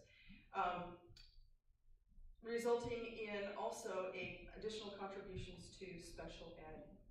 Okay, so we have to acknowledge the fact that special ed, if the expenses go up, our contribution to that goes up. Having said that, there it ends up being deficit spending in that second column of $21,000. Those are LCAP related positions and the impact there. We will be using some of that rolled over fund balance in there in order to afford this agreement. When you go to the restricted programs, you can see similar types of information, and then the contribution coming in from the unrestricted general fund of $87,000 and no impact at this point. Nearly all of our restricted teachers are in programs that don't encroach on the general fund, and with maybe one or two exceptions in other categorical funds that will balance within themselves. Any questions on that before I move on? All right, the following pages combined, it just gives you the whole picture, similar to the financial reports that we will give you at first and second interim. Next is a multi-year projection. What does this increase look like as we roll it forward? And so it starts with the current budget after the settlement agreement, which can be tied back to the page before that. What is our budget there?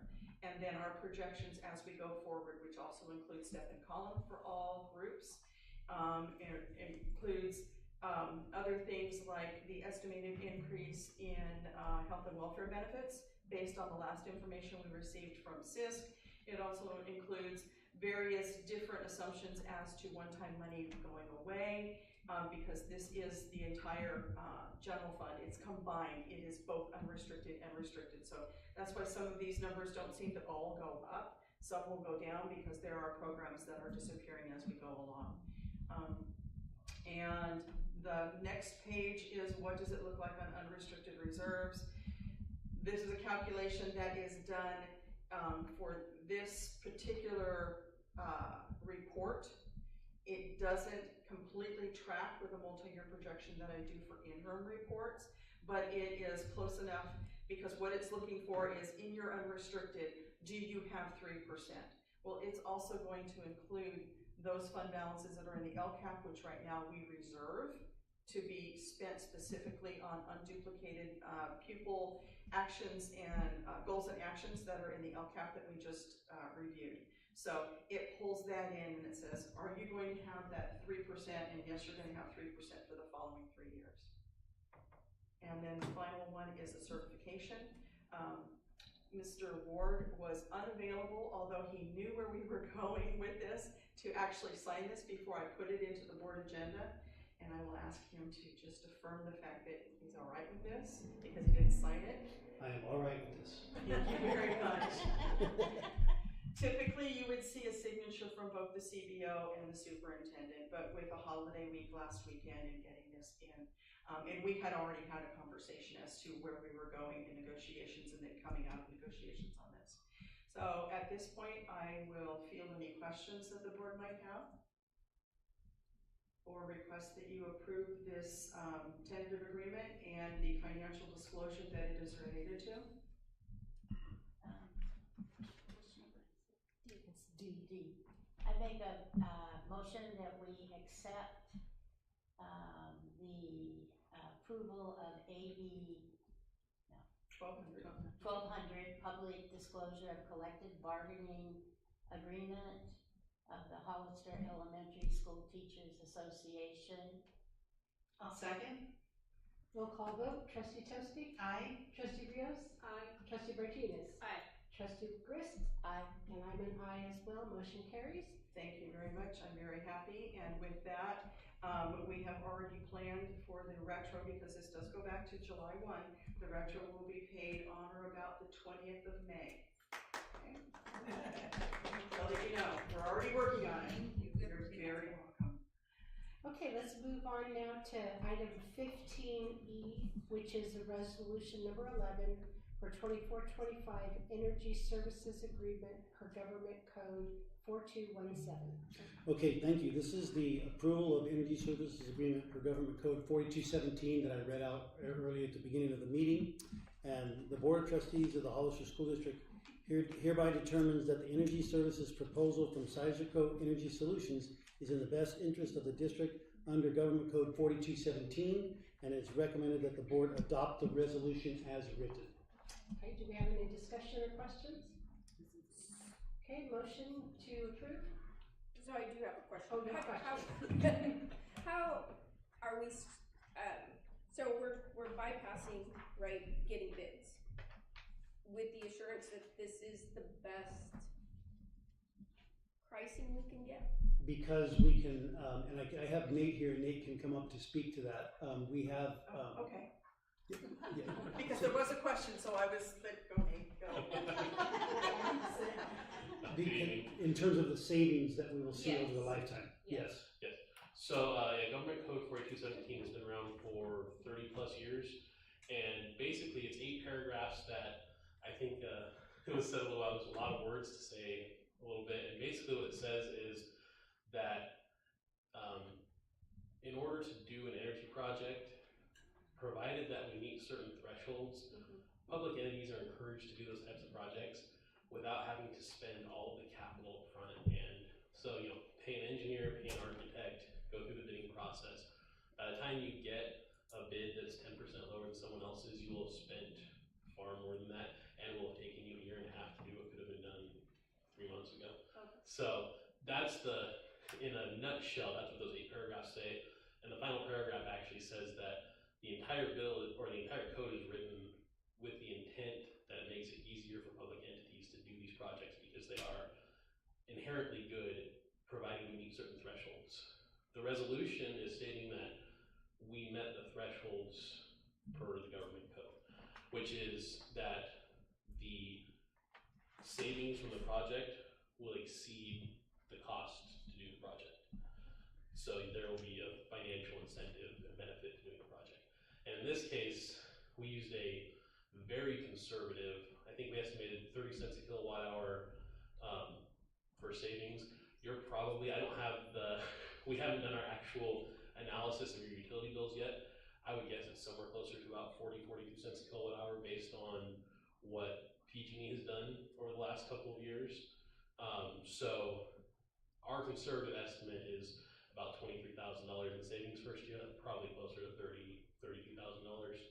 And the cost to, the total cost to do the project is less than $300,000. So you're talking about less than a 10-year payback for a product that should be there when pretty much all of us are retired. So. Yeah, me. And me. Everybody else. I'll be under. And just a quick reminder that the board and charged the district with moving forward this project because it was a real safety hazard as we were going around the district and looking at our parking lots and our interior courtyards. In the evening times, whether it's for staff or community being on those sites, a lot of those lights were just not effective, and retrofitting to the required LED. And just a little bit of backstory here. So the first time I was actually in this building was about 4 years ago. I met Aaron for the first time. And so we've been having discussions off and on. It had rekindled discussions this last year because of a new government code that has made fluorescent lighting banned for sale in the state. So the thought was, okay, we've got a bunch of fluorescent lighting. How do we go about doing this correctly? So we were already looking at the exterior lighting as part of the district lighting as a whole in our analysis. And so when it became a safety issue, we sort of excised that portion of it and said, well, we've already been working on it. And so that's one path. The parallel path is, well, how can we contract for this so we can get the work done as fast as possible? And this is a legal way in the state of California that you can say, okay, instead of waiting for an engineer and an architect in the bid process and having your safety hazard addressed, next year, you can actually get the work done in a way So that's sort of the, again, the nutshell backstory there for you too. Thank you for the explanation. And then, You're welcome. you know, we have a lot of people that view the YouTube video, so it does come in handy when we actually give some explanation as to why we're doing what we're doing. Yeah, so the primary reason is safety, and this is the methodology to get it done faster than being in the dark. Yes, literally. Literally. Any more questions or discussion? I'll make a motion that we, accept, Approve well, resolution. that we approve the resolution 11-24, /25 Energy Services Agreement per Government Code, 4217. Do we have a second?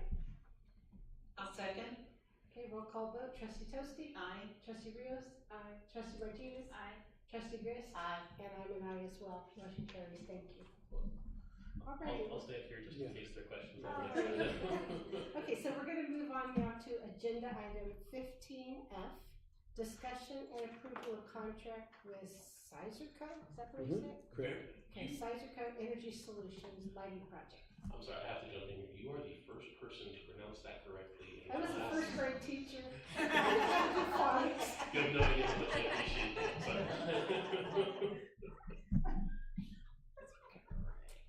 Are there any questions? No? No. Okay, do we have a motion? I make a motion that we approve the contract with, what'd you say again? Sizerco. Sizerco Energy Solutions Incorporated Lighting Project. And a second? I'll second that. Alrighty, roll call. Trustee Tosti? Aye. Trustee Rios? Aye. Trustee Martinez? Aye. Trustee Grist? Aye. And I'm an aye as well. Motion carries. Thank you. Thank you very much. Thank you, Nate. Okay, we're on to now item number 15, and we're on G, acknowledge receipt of Hollister Elementary School teachers' initial sunshine proposal for 25-26. We have Ethan and Rachel. Ethan and Rachel.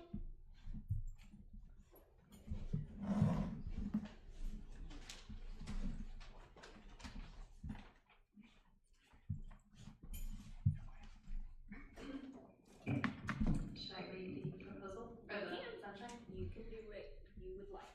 Okay, thank you.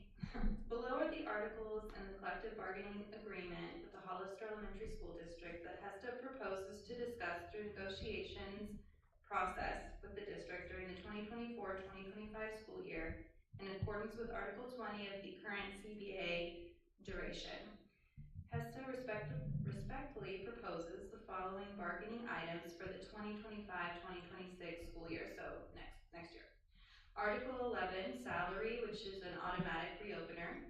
Article 5, grievance procedures. Article 8, transfers. We look forward to negotiating with the district. Thank you. Thank you. Okay, any discussion or questions? Okay, do I have a motion to approve? I make a motion to approve the acknowledgement receipt of HESTA's initial sunshine proposal for 25-26. I'll second. Okay, roll call. Trustee Tosti? Aye. Trustee Rios? Aye. Trustee Martinez? Aye. Trustee Grist? Aye. And Trustee O'Connor, aye. Okay, we're gonna move on now to, H, which is acknowledge receipt of Classified School Employees Association Chapter 625 initial sunshine proposal for 24-25. Is that correct? 24-25? Yes, for this current year. Okay. Yes. Yes. All right. I don't think anybody from CSEA is here, but we have the proposal in front of us. Yes. And it's for, that CSEA respectfully submits the following bargaining proposals. Article 12, compensation. I will, do we vote on this or Yes, just we make accept? a motion to acknowledge receipt. I make a motion that we acknowledge the receipt of CSEA Chapter 625 initial sunshine proposal for 2024-25. I'll second. Okay, roll call. Trustee Tosti? Aye. Trustee Rios? Aye. Trustee Martinez? Aye. Trustee Grist? Aye. And aye. Okay, moving on now to item I, Hollister School District initial sunshine proposal to classify School Employees Association Chapter 625.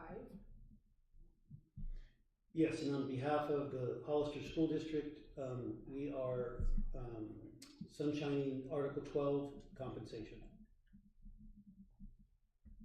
Any discussion or questions? I'll make a motion that we accept the HSD's initial sunshine proposal to CSEA Association 625 in regards to compensation. I will second. Okay, roll call vote. Trustee Tosti? Aye. Trustee Rios? Aye. Trustee Martinez? Aye. Trustee Grist? And Aye. aye as well. And could I make a comment, please? No charge. Go ahead. Thank you. And so the district is going to sunshine for HESTA at the next board meeting. We just needed a little bit of extra time. As you may know, we're in the middle of a staff transition, and so that is upcoming at the next board meeting. I just wanted to acknowledge that. Thank you. Okay, very good. Do we have any board member reports, starting with Trustee Tosti? I have nothing to report. Okay, Trustee Rios? Yeah, I've been a little bit busy. I attended the LCAP outreach meetings at Ladley and Sunny Slope. Unfortunately, no one showed up at either of them, and it gives me cause to worry a little bit about, the community and parent input that we are getting into this.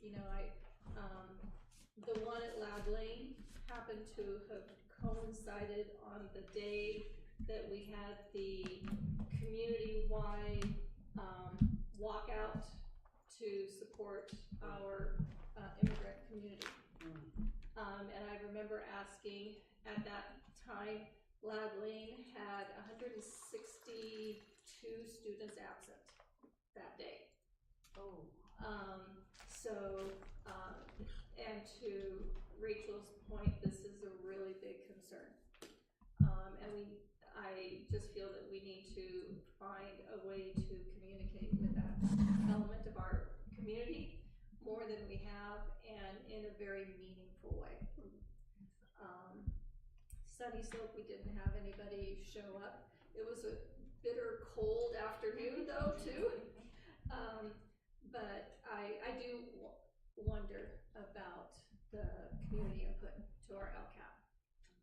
I also attended the district halftime event over at Sunny Slope, and that was really nice to go to and see the community members who were really interested in the programs that were put on. They had a number of different meaningful little workshops that were done. I got to sit in on, I think about 3 of them.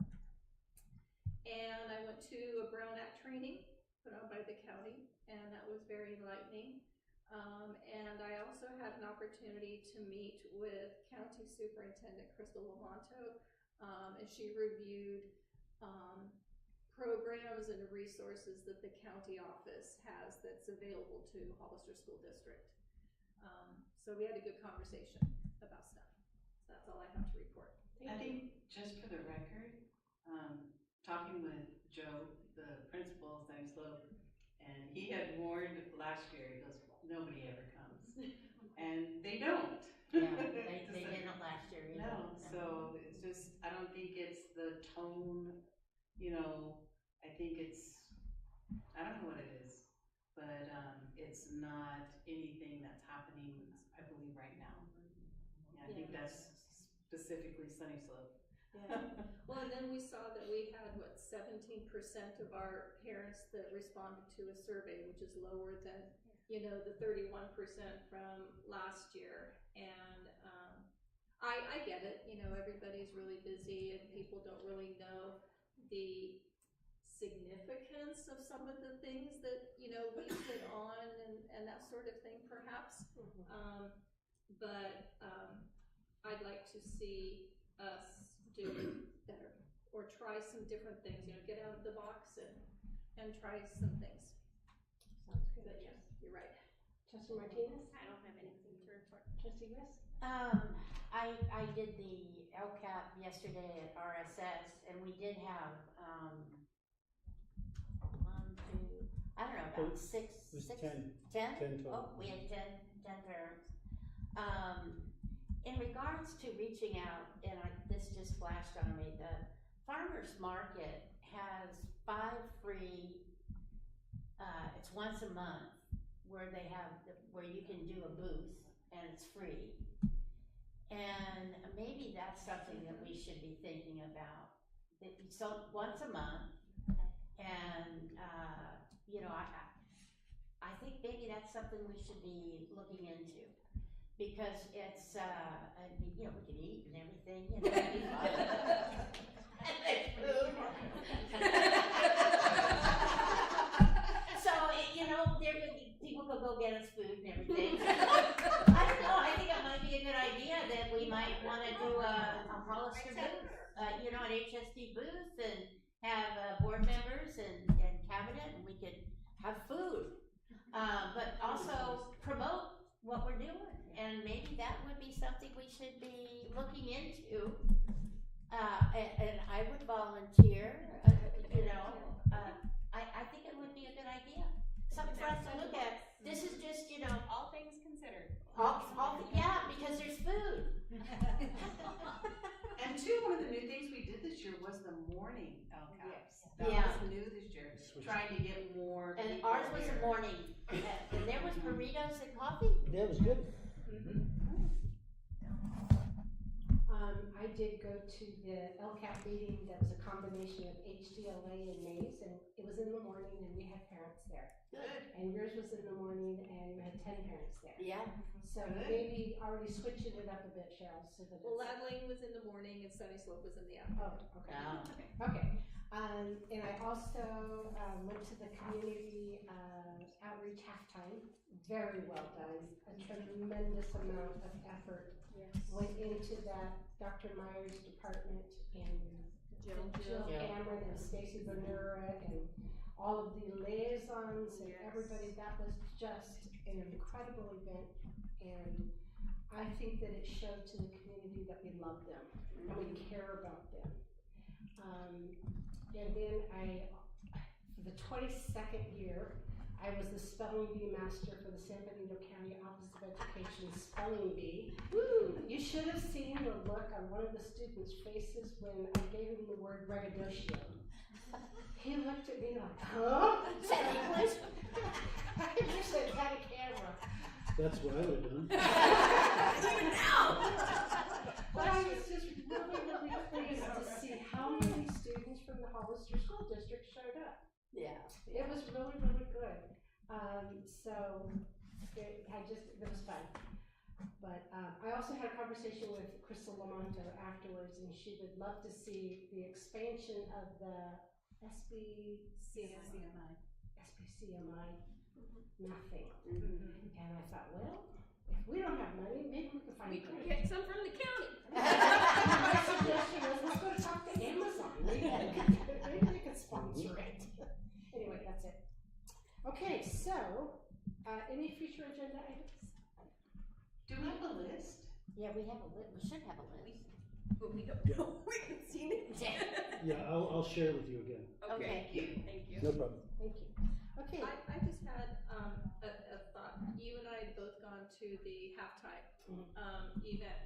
I would love to see us toot our own horn and see if we can get some sort of, you know, I know there were people there taking pictures and some sort of a recap of what it was, and I don't know if at Good that idea. event, if there was a, you know, click on the QR code and, you know, do the survey or, you know, something like that of the people and also the different vendors and participants that went there. I would love to see what their responses were, because do we do it again? Do we not do it again? Because that was a lot of work for the people here who were putting it on.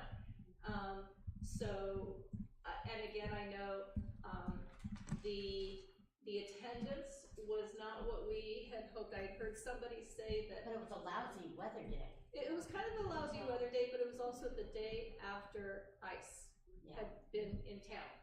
And somebody had said that there were like 209 people that had reserved online or RSVP'd, and And I don't know how many, I'm gonna kind of guess it maybe 30 or 40 people showed up, somewhere around there. But it was a well-done program, a lot of work went into it. And I think we need to, as a public acknowledgement, pat ourselves on the back a little bit and see a recap.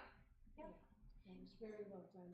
Oh, and I got to go to the ribbon cutting ceremony for the Cube at Sunny Slope, and those scissors are awesome. Yeah. They actually are scissors.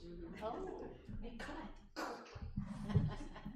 So, Yes. another, I think I want to piggyback on, sorry, I thought I was using my teacher's voice, on Rochelle's public comment. I think I am so proud, of you putting out that letter, because I think so many families really need to know where we are, but educating staff and what goes with that, is just as important. So we are prepared. And I as educators, I think the more that we know and understand, the better we're equipped to handle even questions from our kiddos, right? Because we don't know what we don't know, right? And as things evolve, I think it is important that we really manage it well and communicate well with each other during these uncertain times. And so I really would love to see something similar to what Anzar did. I know in the high school, we did bring someone in, but it was hosted by our program, the Migrant Ed program, who brought in the attorney. But the superintendent was there, our assistant superintendent was there to answer any questions, and it was just that. But again, I think we've done a lot of in-house PD that has given us at least some form of, like, even our frontline people, right, in our offices, really having, what to say, what to do. We practice some of those things, with our SROs, and again, I think the more we're prepared, I don't think it will happen, but I think it really brings down the anxiety for our families to know that we hear you, we are here, and we're gonna do whatever it takes in our power to protect everyone. Definitely agree, and thank you for that comment. And we have started that process internally. We had, there was mention earlier from Aroma San Juan, an attorney. So we had our initial training for all the site administrators with legal counsel in attendance, giving guidance. We did come up with a flow chart in that process. So we took step one for site administrators, and then next step is to go obviously and they shared that information with the front office staff, but now we need to take that next step to have something for staff and some sort of public forum and et cetera. So that is definitely in the plans. I do know that the Latino Coalition, they have actual training that they can do and with our parents if you want. Right, yeah, and we'll look into that. Our legal counsel has one as well that we've talked to them about, that they've done for some other districts, families and staff. Well, so. they use, they have attorneys as well as, they use they had the president of Gatlin College come down. They use all kinds of educators to help them, and community members. It's incredible what they do. I mean, and they know our local people. So it's people that's within the community. They're not strangers. Great. Thank you. And then you mentioned, and thank you for bringing it up, that sunshining HESTA for 25-26, and I'm assuming CSEA as well, that would go forward. Yeah, and we just already initiate that. Yes. That sunshine proposal for both. Yes. Okay. So CSA was done tonight. No, that was for this she's term talking year. about I'm talking for following. 25-26, Yeah. because that's what You they have to presented. live in both Yes, years. yes. Yeah. Okay, any other announcements or reminders? No? Do I have a motion to adjourn? I'll make a motion to adjourn. And a second? I'll second that. And all in favor say? Aye. Hallelujah.